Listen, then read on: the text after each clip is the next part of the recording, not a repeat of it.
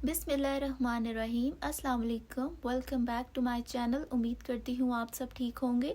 आज मैं आपसे एक बहुत ही सिंपल सी रेसिपी शेयर करूँगी जो कि है सूजी और अंडे का हलवा। ये बहुत ही आसान है और बहुत मज़े की बनती है। तो चलें हम अपनी रेसिपी को स्टार्ट करते हैं। सबसे पहले मैंने एक बाउल में 3 अंडे लिए हैं। इनको हमने अंडों को इस तरह से शामिल कर देना है। उसके बाद मैंने हाफ कप यहाँ पर चीनी शामिल की है। आप अपनी सूजी के अकॉर्डिंग चीनी को कम ज़्यादा कर सकते हैं। चीनी डालने के बाद हमने इसको बीटर के साथ अच्छे से मिक्स कर लेना है ताकि अंडों के अंदर हमारी चीनी जो है अच्छे से डिज़ोल्व हो जाए।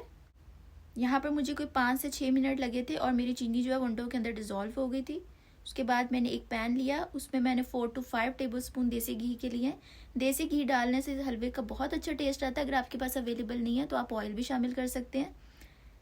जब हमारा ऑयल गर्म हो जाएगा तो यहाँ पर मैंने 1 कप सूजी के लिए वो शामिल कर दिया है। अब हमने सूजी की जो है वो अच्छे से भुनाई कर लेनी है कि इसका कलर ब्राउन हो जाए।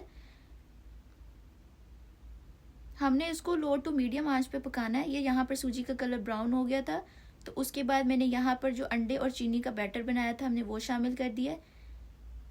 इसको अच्छे से शामिल करने के बाद हमने इसको हल्की आंच के ऊपर पका लेना है सूजी के साथ। यहाँ पर अंडे जो है ताकि अच्छे से पक जाए और ये इस तरह से जब तैयार होगा तो आपका दानेदार सा हलवा जो है वो हो जाएगा। इसका मतलब है कि ये रेडी है।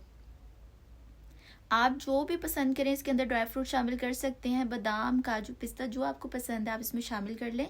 यहाँ पे मेरा बहुत ही मज़े का दानेदार सा हलवा रेडी हो गया था। इसको मैंने निकाल लिया था। ये बहुत हेल्दी बनते हैं क्योंकि सूजी, अंडे और देसी घी बच्चों के लिए बहुत अच्छा है। तो आप बच्चों को बना कर दे सकते हैं। आप खुद सर्दियों में कॉफ़ी या चाय के साथ इसको खा सकते हैं। ये बहुत आसान भी और मज़े का बनता है। तो आप इसको ज़रूर बनाएं और अगर आपको मेरी रेसिपी अच्छी लगे तो आप अपना मुझे फीडबैक दें और मेरे चैनल को लाइक और सब्सक्राइब करें। Thanks for watching the video. अल्लाह हाफिज़।